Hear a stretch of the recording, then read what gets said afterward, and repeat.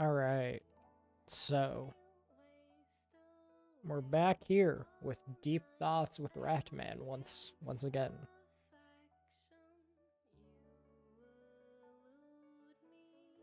God, I'd never listened to this song before until, so the song playing right now, Wind Up by Cecilia Immergreen.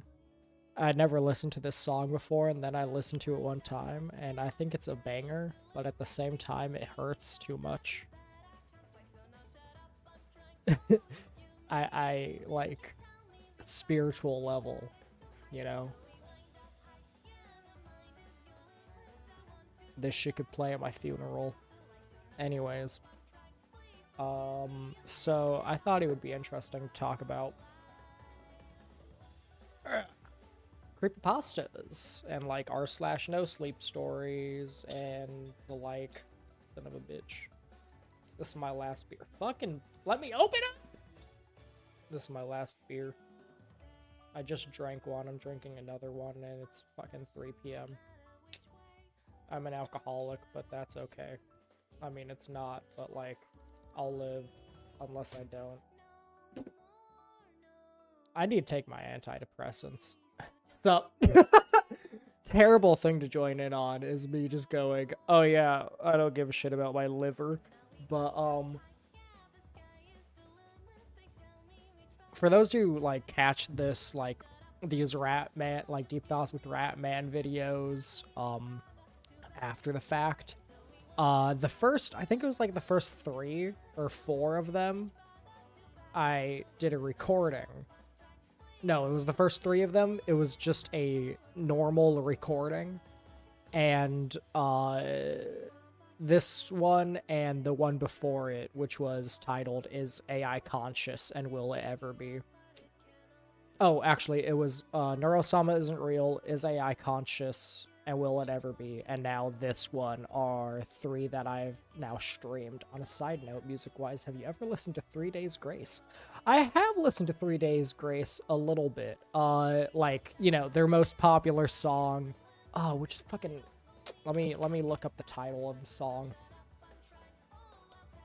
I'm not good, like, if I'm not listening to a band on the daily, I would struggle to name the songs that I listen to or that I know by them. You know? Like, I could list Social Distortion songs, I can list fucking, Kendrick Lamar songs, you know, Baby Keem songs, Dropkick Murphys, but 3 Days Grace isn't really a band I listen to on the daily, but, God, which fucking song is it? I might not even recognize it from just the title.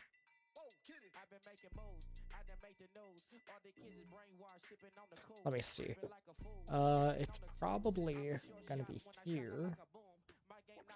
I'm opening up something else while I try to look up their songs. Okay, 3 Days Grace. Oh, didn't they make the, No, who made, Is it... Okay, All Time Low is who made Dear Maria. So yeah, that's not 3 Days Grace.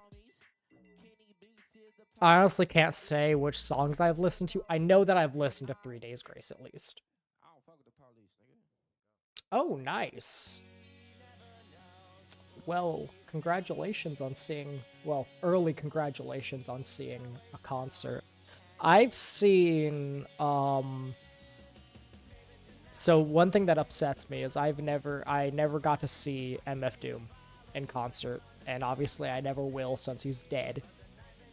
But, like, I got into him probably, like, around 20... I mean, I was listening to him back in 2016, but I would say that I really got into listening to his music literally, like, a year before he died, so, like, 2019. Because he died in... Did he die in 2020 or 20... I believe it was October of 2020, and he was announced... And it was, like, announced to the world that he died. in 2021, like January of 2021. Yeah. October 31st of 2020 is when he died. And it's like, damn, I really only got into him, you know, around 2019, 2020. And like, so I pretty much had no time, you know, from when I really got into listening to him to fucking when he died to ever even see him live. And that fucking sucks, because I love his music. But every year I get really into, I like, once or twice a year, there will be a month or two where I just get really into listening to creepypastas, and that's happening right now. Like in the last couple days, I've been listening to creepypastas again, or r/no sleep, like narrated stories and whatnot. And so 3 years ago now, actually. Well, not 3 years ago yet, but it was October of 2023. I created a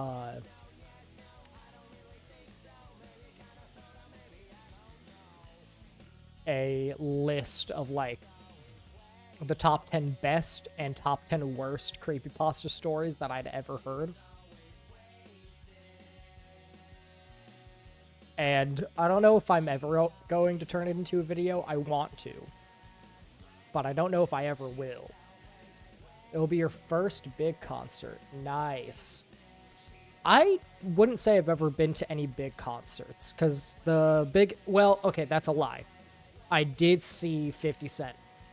That was the biggest concert I've seen. It was 50 Cent, Busta Rhymes, and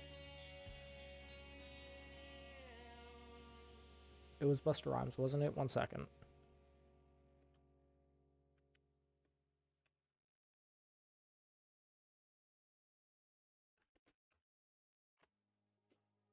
I'm looking up the concert again.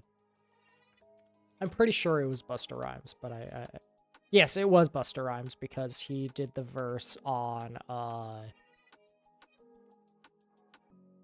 my shit lagging. Okay, there we go. Are we good, computer? Hello? Jesus Christ. Yeah, the Final Lap Tour. Let's see. Where is the one that I went to see? God damn, when was it? I remember it was his Final Lap Tour.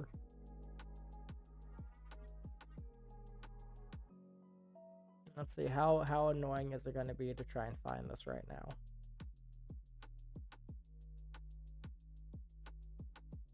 Dear Lord Jesus, this is going to be annoying, isn't it? Let's see.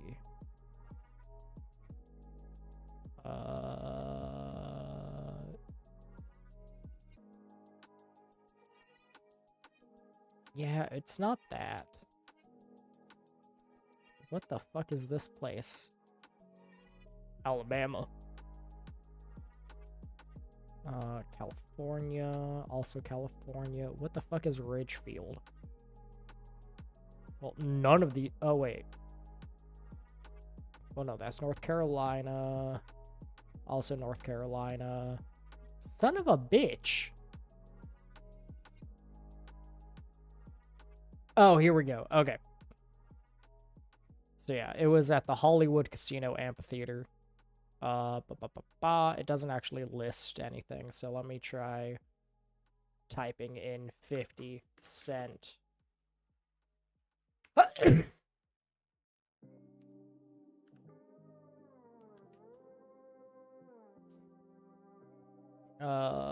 50 Cent Hollywood Amphitheater.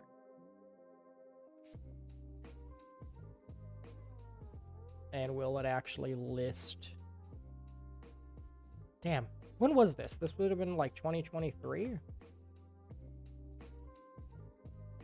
Yeah, it was 2023 for his Final Lap Tour. Here we go. Setlist FM should actually have it listed.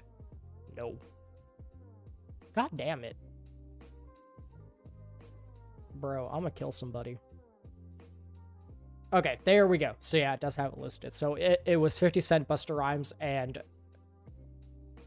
J- Jer Jeremiah.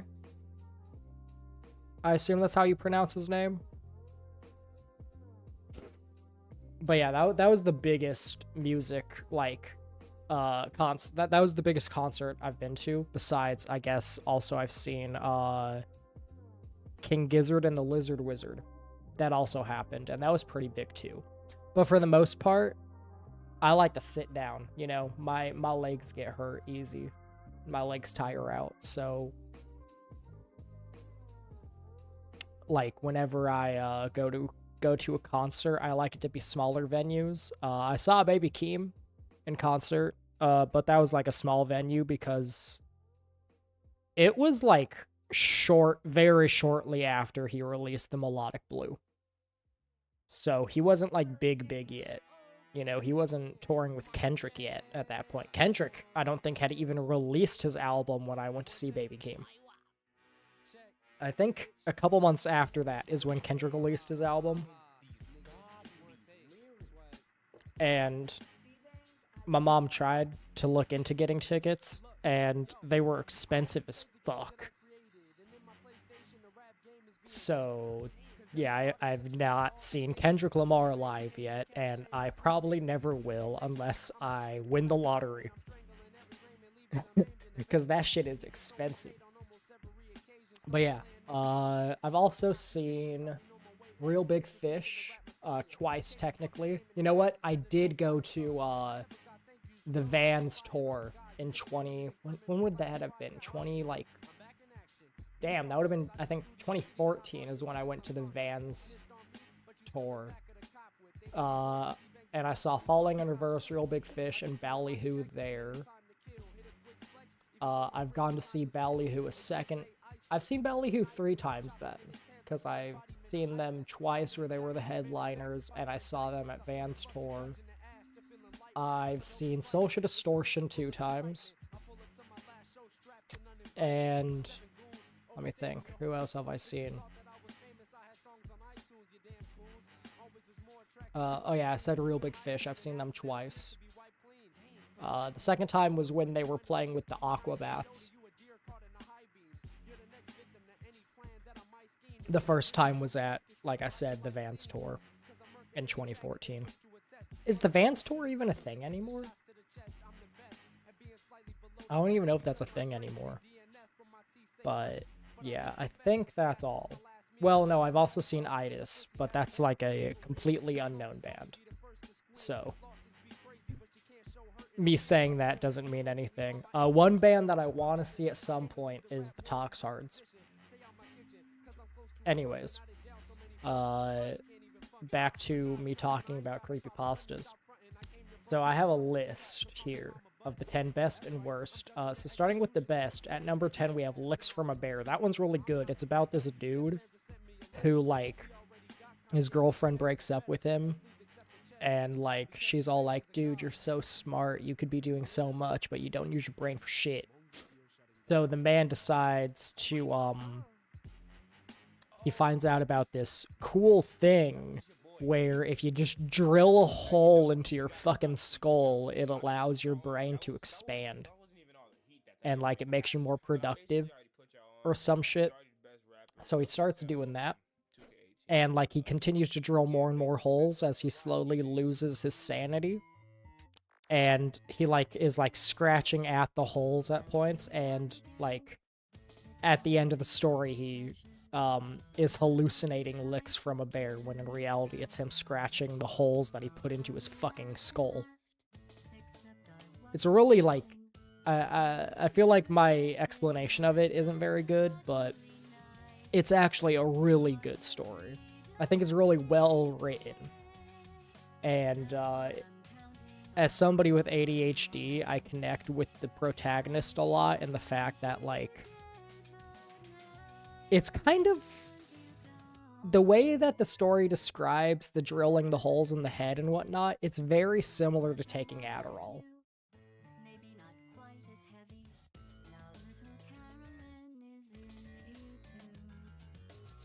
I know who 3 Days Grace is. I just haven't. I don't know them enough to like list off the songs that I know by them, but I've listened to them before.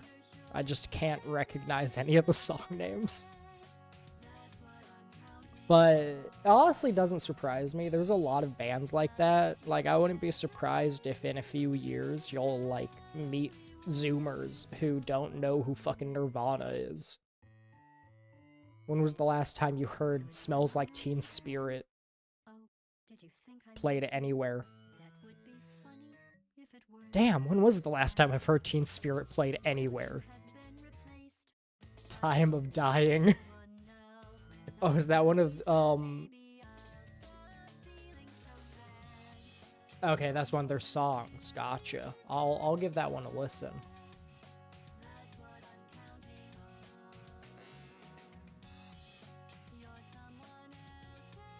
Yeah, I Hate Everything About You is another one that I saw. That's like one of their popular songs.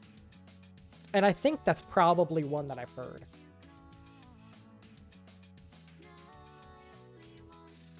But yeah, so at number 9, I mean, of my like most favorite creepypastas is The Girl the Universe Forgot.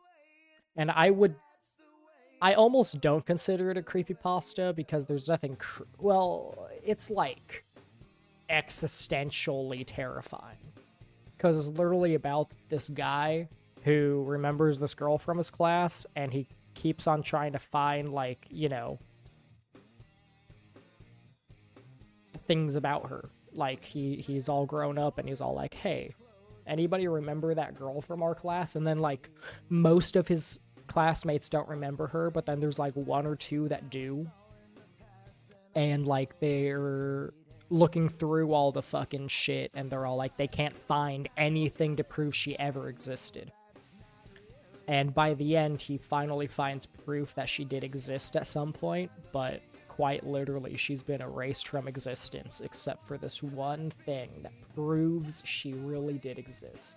And they connect it back to the Mandela effect, and it's kind of like existentially terrifying, because it's like, man, what if that was a thing? What if people could really just disappear like that? Oh yeah, chills. Number 15, Burger King foot lettuce. I used to watch his top 10s all the fucking time. Oh man. But yeah, The Girl the Universe Forgot is such a good story because of how existentially terrifying it is. The thought that somebody could just disappear from the face of the earth and everybody forgets they ever existed except for, like, you and maybe some other people, and it's like, that's terrifying.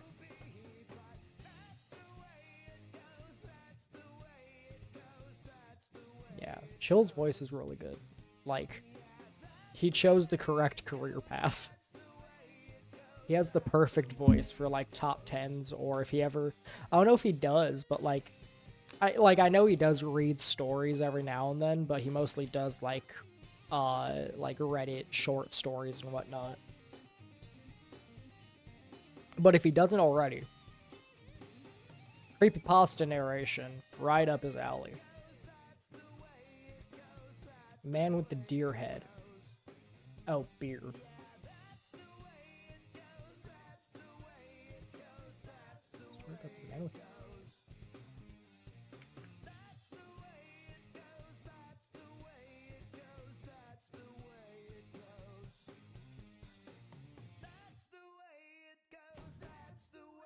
I don't remember which one that is. I assume that's a story that Chill's covered at some point in one of his videos. That might be a video that I never watched. Oh, at number 8 of my best, of my, like, the creepypastas that I consider the best is A Nancy's Goat Man.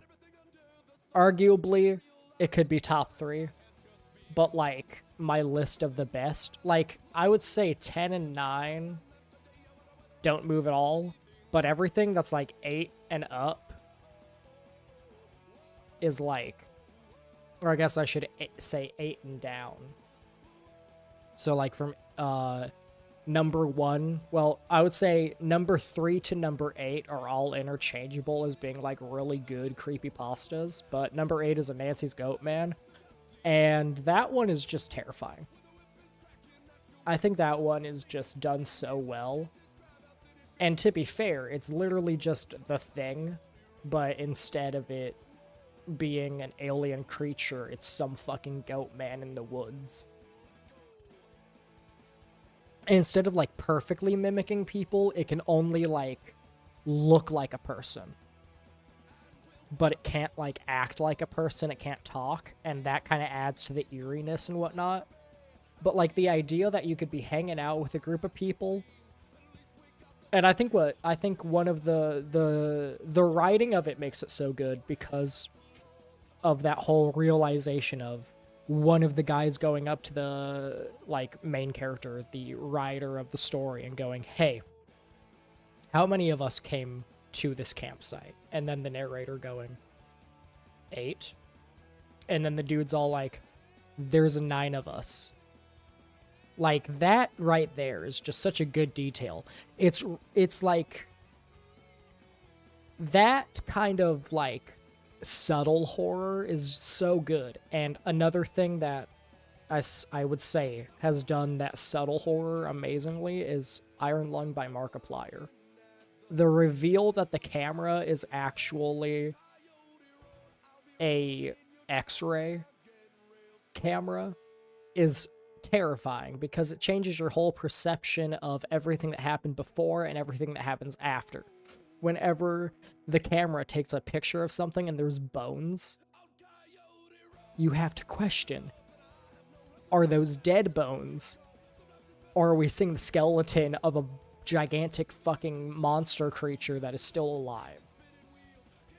And I love that. I love that so much. Like, it's those sort of subtle horror things that I think really make a good story. Because it's like, I think mid-story plot twists like that are just really good. They're not super strong plot twists, you know, like end-of-story plot twists that change your whole perception of the entire story. For instance, the creepypasta The Stairs, which is about, like, this police officer who goes to investigate some bullshit, you know, there's an old lady and whatnot in a wheelchair, she can't move, but then he finds a phone that's only on the second story, and he's all like, wait, she's in a wheelchair, and there's no way for her to go up and down the stairs, so how did she call the police for help? And then he, you know, comes out of the room, and the wheelchair is empty, and the front door's open, and he's all like, my god, the lady was just, like, a murderous bitch who murdered her nurse. And now she's gone. She had perfectly working legs, and now she's gone. And it's like, that's a great plot twist and all, but mid-story plot twists where it's not something that's major, you know? It's not like it changed my whole perception of the entire story. It's just something that gives a little bit of subtle, like, oh shit. Oh god, that's scary, you know? Like, I prefer those plot twists. And Nancy's Goat Man is one of those stories that does that. Number 7 for my best creepypastas of all time is The Woman in the Oven. And this one just creeps me the fuck out. The imagery of it all is terrifying. So pretty much these police officers, dude, whenever I think about this fucking story, The Woman in the Oven, I like get this chill on the back of my neck where it's like somebody's watching me. So I'm like looking behind me and shit. And I know there's nothing behind me, but for some reason this story just gives me the fucking creeps. What other YouTubers are similar to Chills? I can't think of any. Well, if you want, like, top 10s, there's, I don't know if he still makes videos, but, oh god, what was his name?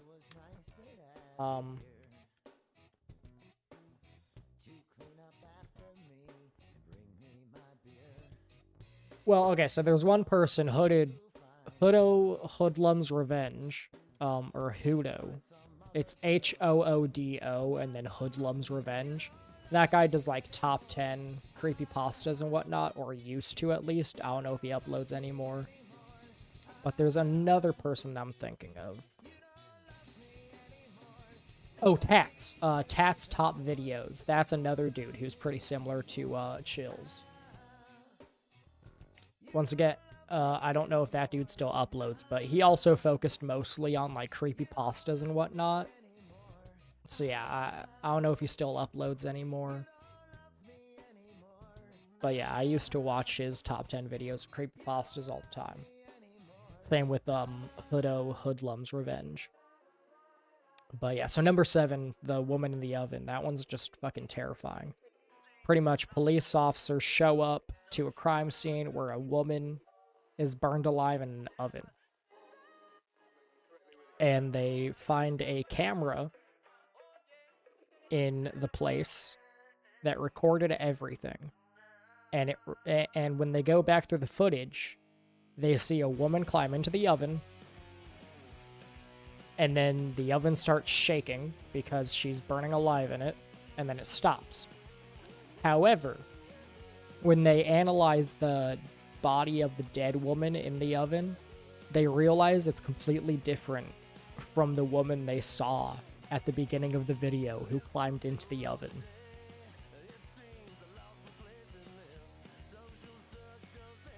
And the story, if you think about it, makes no fucking sense. And that's what makes it terrifying. Because it's like, it literally answers 0 questions and just makes you, it gives you infinite questions and 0 fucking answers. And I think that's like a missing art in most horror stories. You know, too many horror stories try to give you too many answers without actually like doing anything, you know, like they give you too many answers and not enough questions, because this is the thing, the best horror is the unknown. People are much more terrified of what they don't know than what they do know. So the less answers you give somebody, the better off your story usually is. And I think that's why, for some reason, The Woman in the Oven, despite it being at number 7, I would say it's the creepypasta horror story thing that creeps me out the most. Just because of the fact that nothing is ever explained. So I'm just left with thoughts. I'm just left here to think, and that's all I can do. And I find it just like, it gives me a chill up my spine whenever I hear The Woman in the Oven, you know? So next up is Barbie.avi. And this one's creepy just because of, like, it's very similar to The Woman in the Oven. Dude stumbles across, like, he's exploring this abandoned house and whatnot, and he comes across, I think it was a flash drive in the story, and he hears noises in the house. He fucking dips after hearing noises, but he takes the flash drive with him. He plugs in the flash drive to his computer. By the way, if you ever find a flash drive just lying on the ground, don't plug it into a computer. Unless you have, like, a laptop that you're willing to, unless you have a laptop that has 0 information about yourself, 0 internet connection, you know?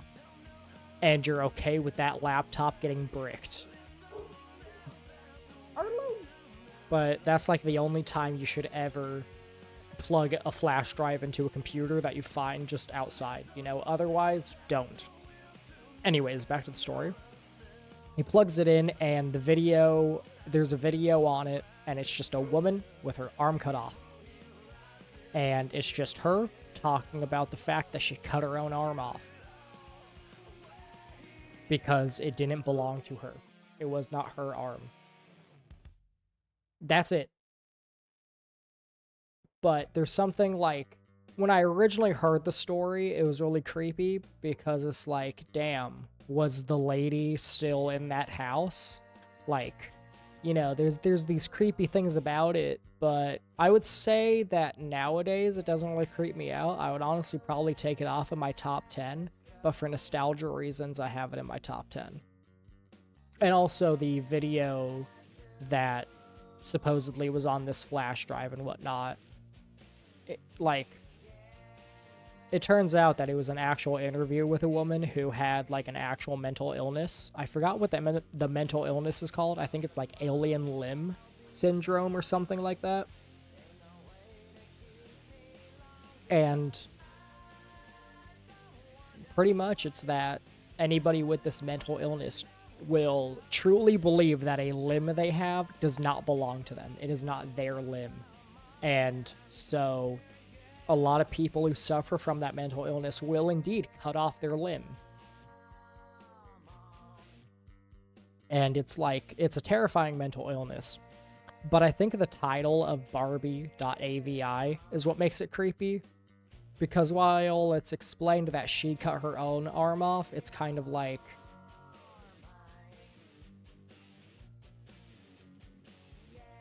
it's just morbid, you know, to title something like that Barbie.avi, because, you know, people with Barbie dolls take the limbs off all the time and whatnot. So there's like a morbid creepiness about titling a video like that Barbie.avi. And because of that, it definitely, like, it's creepy.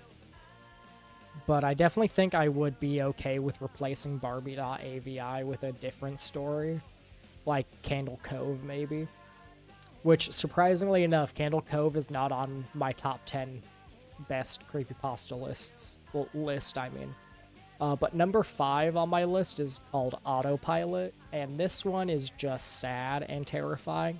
So pretty much it's this guy talking about, oh yeah, the average human goes on autopilot most of the time. Long story short, he talks about going through his day, and then he realizes he's been on autopilot this entire time. And he forgot that he put his baby in, like, the back seat of his car. Because he's been on autopilot. And every time he does anything, like, whenever, like the daily tasks he was doing, he never involves his baby in. So he completely forgot that he put the baby in the backseat of his car, so his baby's dead.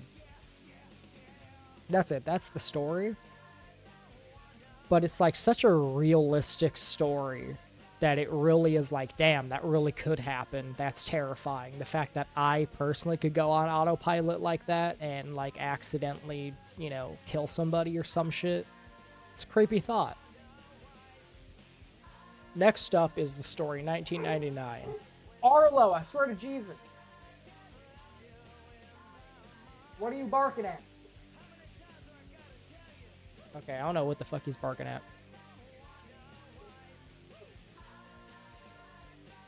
I'll be back. I'm gonna go check on my dog.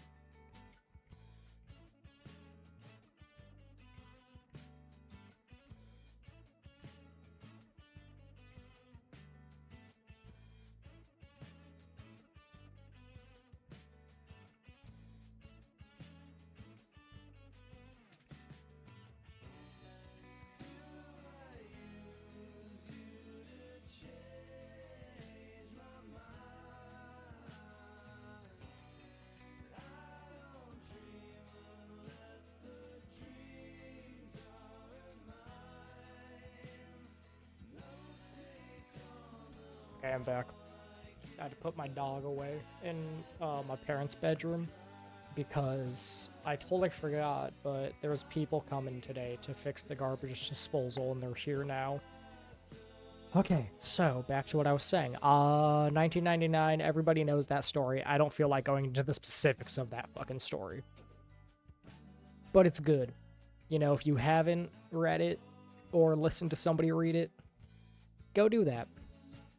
Next up is number 3, The Expressionless. This one's just fucking creepy. I love this one, but it's fucking terrifying, especially the image that goes along with it.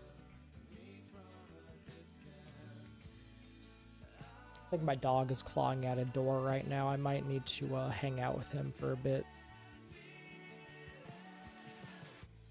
So I'll just read this one. I'll like recap this one, and I'm probably gonna stop the stream to hang out with my dog. But so The Expressionless is about like this woman with a blank face gets dragged into the fucking hospital and whatnot, with like covered in blood and whatnot. Doctors try to operate on her. She starts flailing around. She fucking bites like the throat out of one of the doctors and whatnot, and then just runs out of the hospital, never to be seen again. Fucking creepy. And now, next up we have Psychosis, which is another really long one that I don't feel like going to the specifics of. If you haven't read it or listened to somebody read it, if that's what you prefer, go do that. Psychosis is really good. And then Ted the Caver. Pretty much a dude is caving. He finds a hole in a cave that like leads to an unexplored chamber of said cave. So him and his friend start drilling through the cave wall to open up this hole.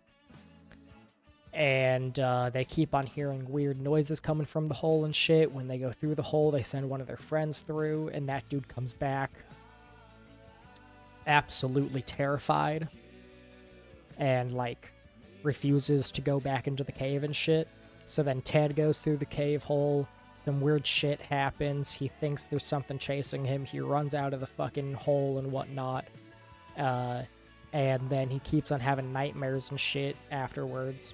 And like keeps on thinking he hears something like stalking outside his fucking door and shit. His house. And then, yeah.